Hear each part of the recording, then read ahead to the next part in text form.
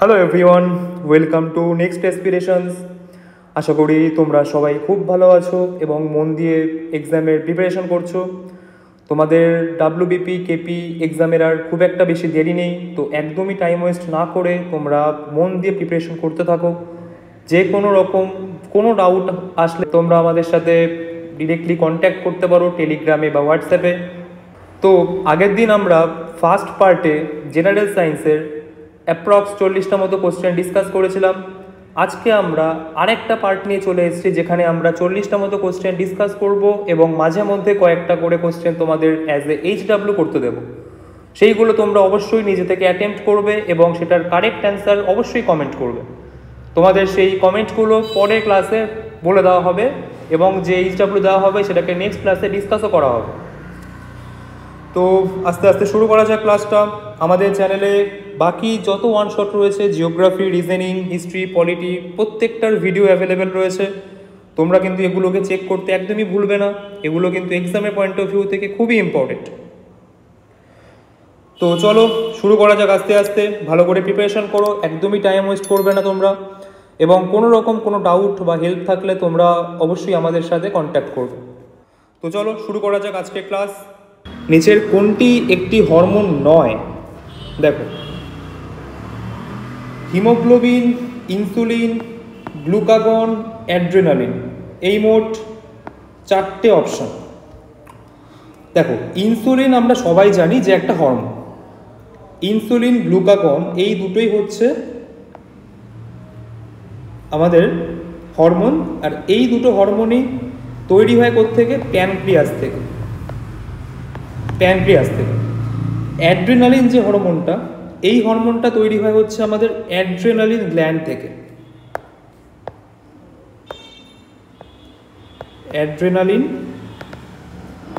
থেকে।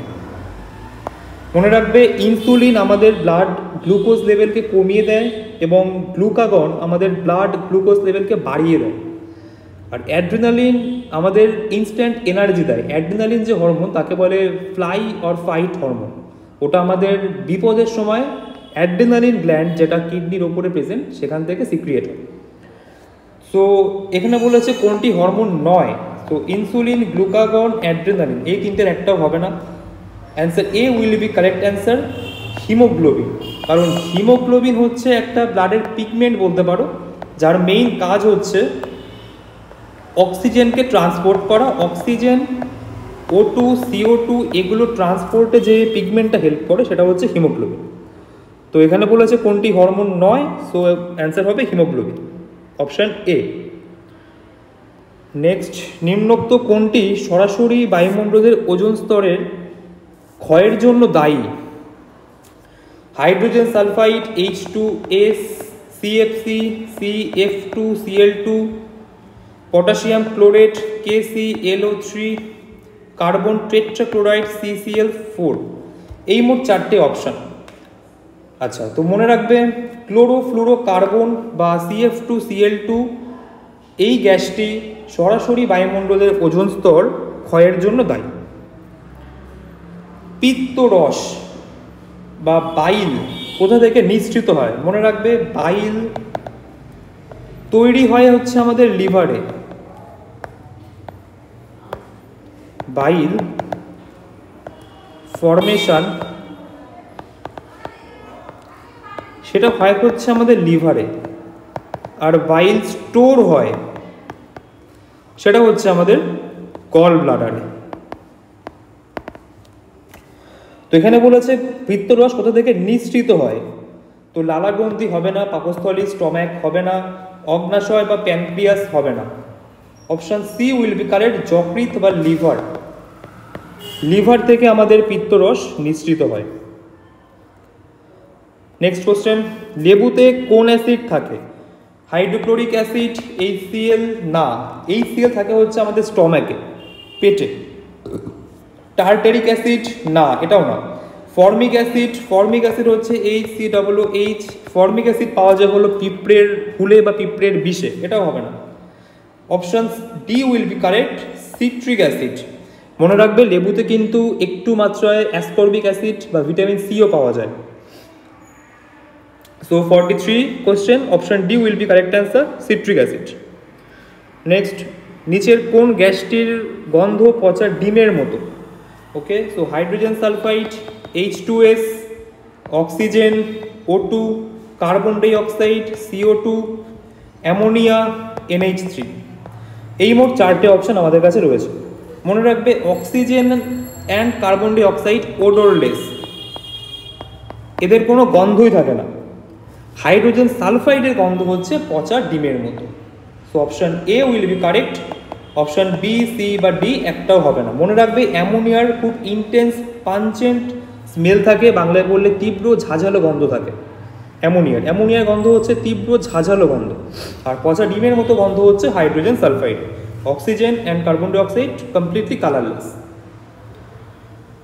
অ্যামিবার দেহের কোষ বিভাজনের প্রক্রিয়ার নাম কি? দেখো, মাইকোসিস নামে কোনো সেল ডিভিশন প্রসেস নেই মাইকোসিস নামে। আচ্ছা, মাইটোসিস মানে হচ্ছে ইকুয়াল ডিভিশন। মনে রাখবে ইকুয়াল ডিভিশনের অপর নাম হচ্ছে মাইটোসিস, তো মাইটোসিস হবে না। মায়োসিস এখানে মেবি মিওসিস বলতে চেয়েছে। মিওসিসকে বলে হচ্ছে রিডাকশনাল ডিভিশন,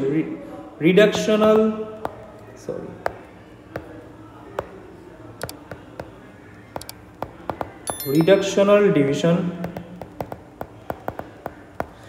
এটা হচ্ছে মিওসিস। সো এটাও হবে না, answer B will be correct, amitosis. অ্যামিবার দেহের কোষ বিভাজনের প্রক্রিয়ার নাম হচ্ছে অ্যামাইটোসিস। আরও অ্যাকুরেটলি বললে এটাকে বলে বাইনারি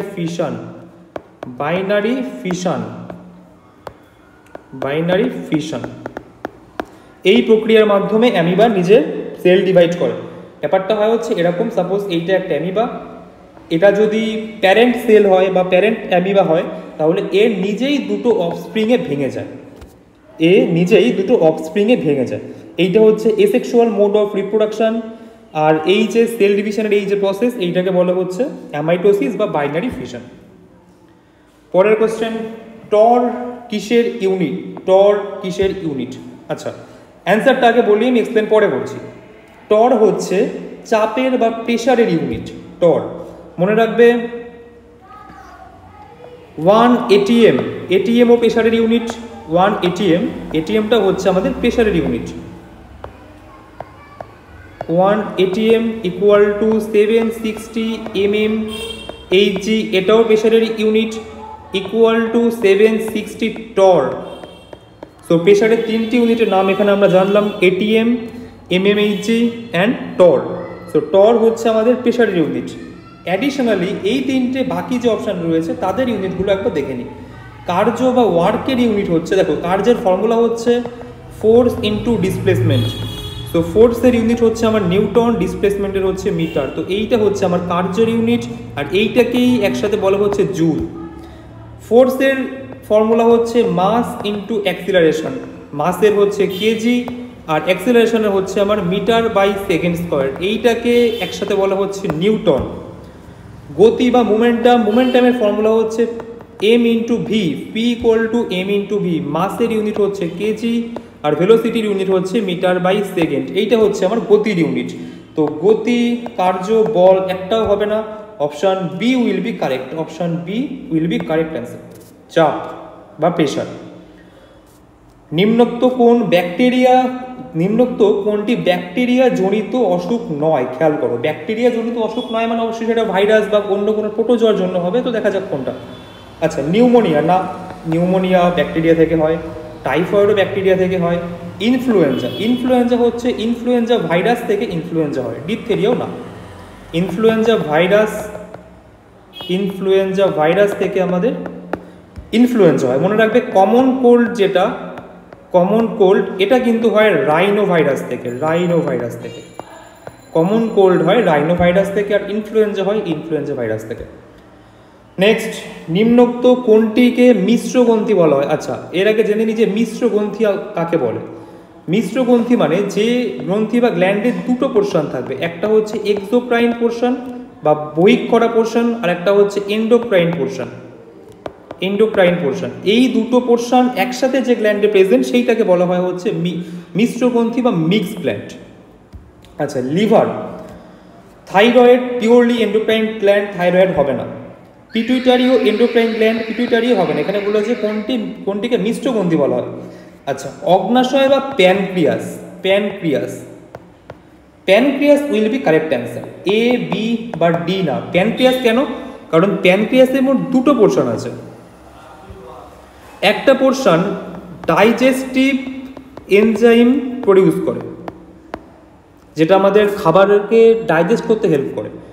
আর একটা পোর্শন ওই ইনসুলিন, গ্লুকাগন, যেটা আগের কোশ্চেনে বললাম, ওই হরমোনগুলোকে রিলিজ করে।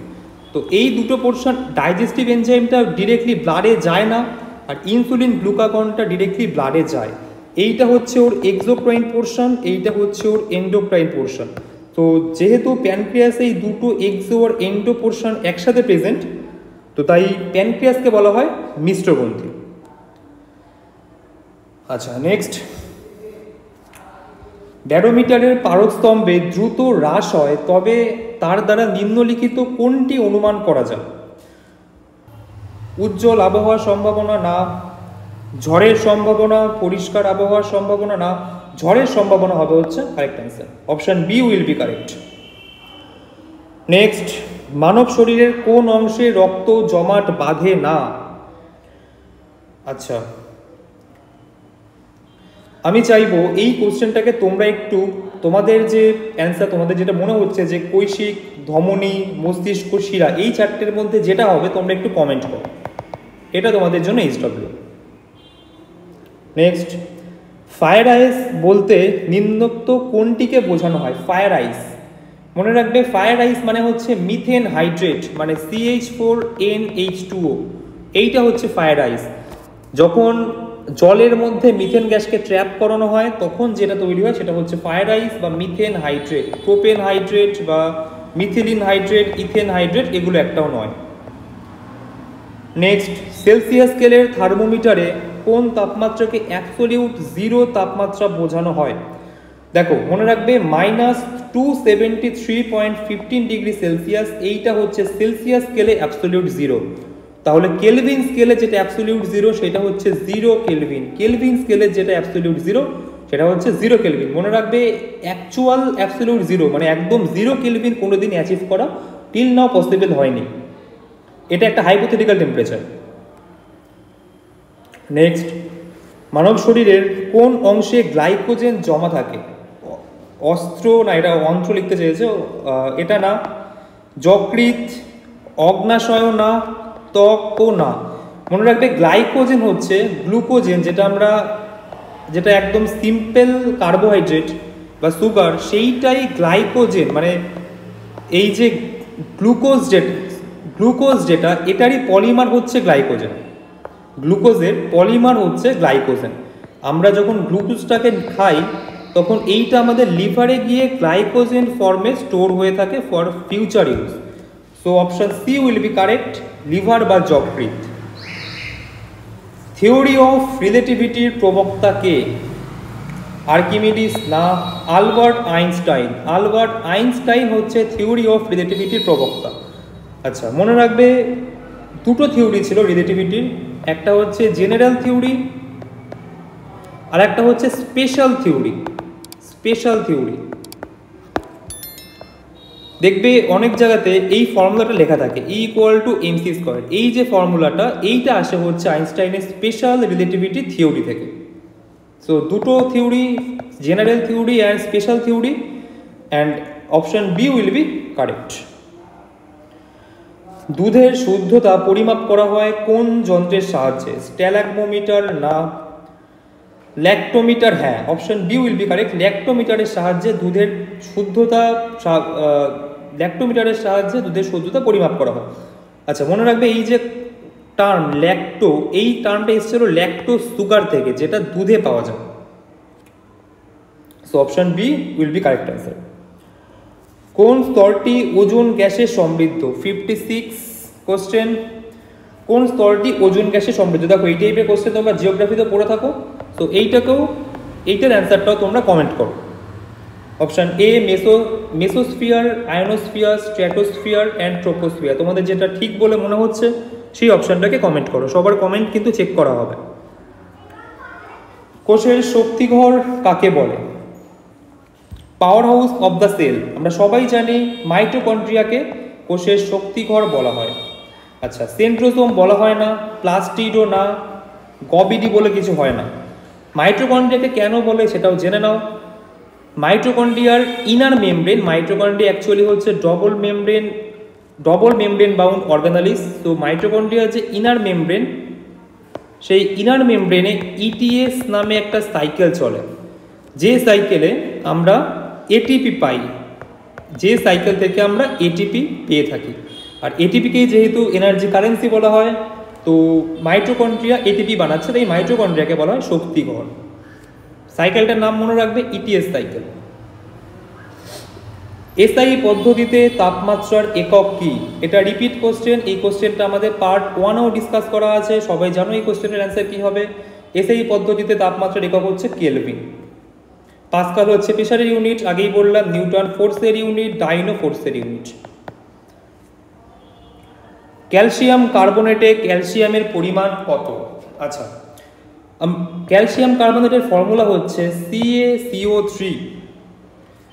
তো সি এর বা ক্যালসিয়ামের অ্যাটমিক মাস হচ্ছে 40, কার্বনের অ্যাটমিক মাস হচ্ছে 12, আর একটা অক্সিজেন অ্যাটমের অ্যাটমিক মাস হচ্ছে 8। So 8 multiply by 3, so it will give us 100।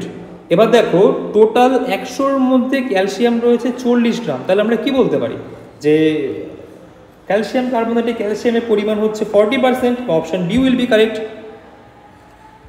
35% না, কারণ আমরা দেখতেই পাচ্ছি যে 100 গ্রাম ক্যালসিয়াম কার্বনেটের মধ্যে 40 গ্রাম ক্যালসিয়াম থাকছে। So it will be 40%। Next, Kelvin কিসের একক? আচ্ছা, এটা একটু আগেই বললাম, এটাও তোমরা কমেন্ট করো অ্যান্সার। জার্মান সিলভার তৈরি করতে নিম্নের কোন উপাদান প্রয়োজন? অপশন এ তামা, দস্তা, নিকেল। অপশন বি তামা, টিন, লোহা। অপশন সি তামা, সীসা, নিকেল। অপশন ডি তামা, টিন ও সীসা। মনে রাখবে, জার্মান সিলভার যে কেমিক্যালটা, এটা তৈরি হয় কপার, জিঙ্ক অ্যান্ড নিকেলের কম্বিনেশনে। জার্মান সিলভারে 60% কপার থাকে, 20% নিকেল থাকে, আর 20% জিঙ্ক থাকে। So option A will be correct. দার্শনিকের উল বা ফিলোসফার্স উল কাকে বলে? এটার অ্যান্সার হবে হচ্ছে জিঙ্ক অক্সাইড, ZnO। কেন? কারণ জিঙ্ককে যখন অক্সিজেনে পোড়ানো হয় তখন তৈরি হয় হচ্ছে আমাদের জিঙ্ক অক্সাইড। নেক্সট, অ্যাসিড বৃষ্টির জন্য কোন গ্যাসগুলি দায়ী? আচ্ছা দেখো, অ্যাসিড বৃষ্টির জন্য সেই গ্যাসগুলি দায়ী হবে যে গ্যাসগুলো জলের সাথে বিক্রিয়া করে স্ট্রং অ্যাসিড তৈরি করে। তো SO2 জলের সাথে রিয়াকশন করে তৈরি করে হচ্ছে H2SO4। এই কোশ্চেনটাকে পার্ট 1-এ ডিসকাস করেছিলাম। আর NO2ও সেমভাবে জলের সাথে বিক্রিয়া করে তৈরি করে হচ্ছে নাইট্রিক অ্যাসিড বা HNO3, which is a strong acid, HNO3। তো যেহেতু SO2 আর NO2 দুটোই জলের সাথে বিক্রিয়া করে অ্যাসিড তৈরি করছে, so option A will be correct. কারণ এখানে অ্যাসিড বৃষ্টির জন্য কোন গ্যাসগুলি দায়ী সেটা জিজ্ঞাসা করেছে। SO2, CO2 এগুলো হবে না। বিভিন্ন মৌলের বিভিন্ন পরমাণুর নিউট্রন সংখ্যা 1 কিন্তু প্রোটন সংখ্যা ভিন্ন হলে তাকে কি বলে? আচ্ছা, এই কোশ্চেনটা একটুখানি ডিসকাস করা যাক। দেখো, আইসোটোপ মনে রাখবে, অ্যাটমিক নাম্বার, আইসোটোপের ক্ষেত্রে মনে রাখবে অ্যাটমিক নাম্বার সেম থাকে, অ্যাটমিক নাম্বার সেম থাকে, তো আইসোটোপ হবে না। Isotone option B, isobar option C, isomer D. দেখো, আইসোমার মানে হচ্ছে যাদের কেমিক্যাল ফর্মুলা সেম কিন্তু স্ট্রাকচার ডিফারেন্ট, সেম না, এইটা হচ্ছে আইসোমার। কিন্তু এখানে এরকম কিছু জিজ্ঞাসা করেনি। মনে রাখবে, আইসোটোনের ক্ষেত্রে পরমাণুর নিউট্রন সংখ্যা সেম থাকে কিন্তু প্রোটন সংখ্যা ডিফারেন্ট হয়, এটা হচ্ছে isotone. So option B will be correct. একটা এক্সাম্পল দেওয়া যাক আইসোটোনের, যেমন 36 16 সালফার অ্যান্ড 18 আর্গন। এখানে দেখো অ্যাটমিক নাম্বারটা তোমার সেম না, দেখো এখানে তাই বলেছে যে বিভিন্ন পরমাণুর নিউট্রন সংখ্যা এক কিন্তু প্রোটন সংখ্যা ভিন্ন। অ্যাটমিক নাম্বার মানে হচ্ছে নাম্বার অফ ইলেকট্রন, আর নাম্বার অফ ইলেকট্রন যেটা হবে সেটাই হচ্ছে প্রোটন সংখ্যা।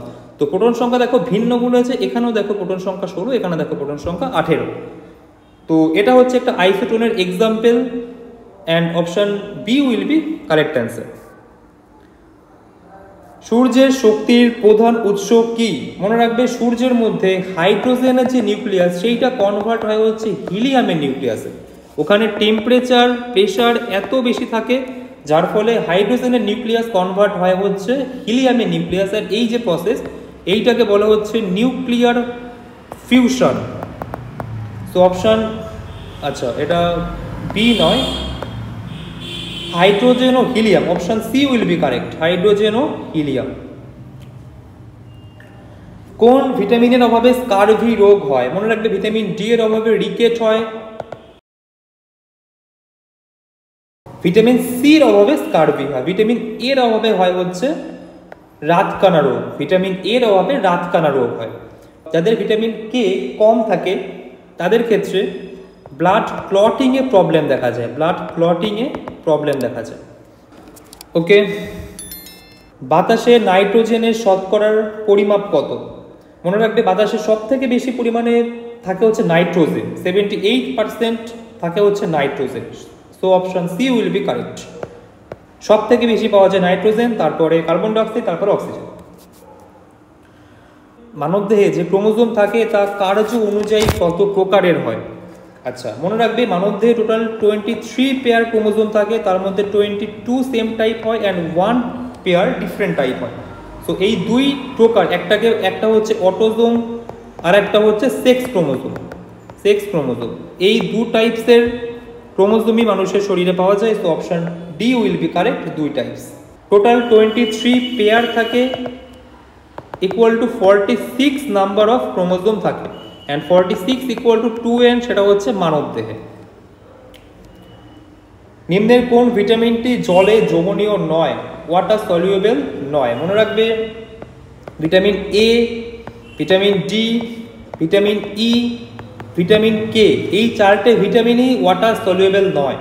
তো এখানে কোনটা আছে? অপশন হ্যাঁ অপশন সি, যেহেতু নয় বলেছে যে নিম্নের কোন ভিটামিনটি জলে দ্রবণীয় নয়, so option C vitamin K will be correct answer. মনে রাখবে vitamin C and vitamin B water soluble হয়, এরা জলের সাথে গুলে যায়। এই জন্য ডাক্তার অ্যাডভাইস করে যখন ভিটামিন ডি বা ভিটামিন ই খাওয়া হয় দুধ দিয়ে খাওয়াটা বেশি বেটার, যেহেতু ওরা জলে ডিজলভ হয় না ঠিক করে। নেক্সট, নিচের কোন ধাতুটি জলের থেকে হালকা? আচ্ছা মনে রাখবে জলের যে ডেনসিটি হয় সেটা হচ্ছে 1 হয়, আর সোডিয়ামের ডেনসিটি 1-এর থেকেও কম হয়। সো সোডিয়াম মেটালের ডেনসিটি যেহেতু 1-এর থেকে কম, so option C will be correct answer. পারদের ডেনসিটি অনেক বেশি হয়, 13.6 হয়।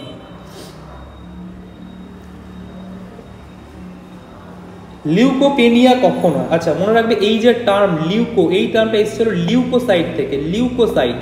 আর লিউকোসাইট মানে হচ্ছে ডাব্লিউবিসি, ডাব্লিউবিসি লিউকোসাইট মানে হলো ডাব্লিউবিসি। তাহলে আমরা বুঝতেই পারছি যে leukopenia which is something relatable to WBC. তো অপশন এ অপশন বি একদমই হবে না, কারণ এখানে আরবিসি নিয়ে বলেছে। আচ্ছা অপশন সিও ডাব্লিউবিসি নিয়ে বলেছে এবং অপশন ডিও ডাব্লিউবিসি নিয়ে। আচ্ছা লিউকোপেনিয়া, যখন ডাব্লিউবিসি সংখ্যা স্বাভাবিক থেকে কমে যায় সেইটা হচ্ছে আমাদের লিউকোপেনিয়া, যখন বেড়ে যায় সেইটাকে বলা হচ্ছে লিউকোসাইটোসিস, লিউকোসাইটোসিস। বেড়ে যাওয়াকে বলা হচ্ছে লিউকোসাইটোসিস, আর ডাব্লিউবিসির সংখ্যা কমে যাওয়াকে বলা হচ্ছে leukopenia. Option C will be correct answer.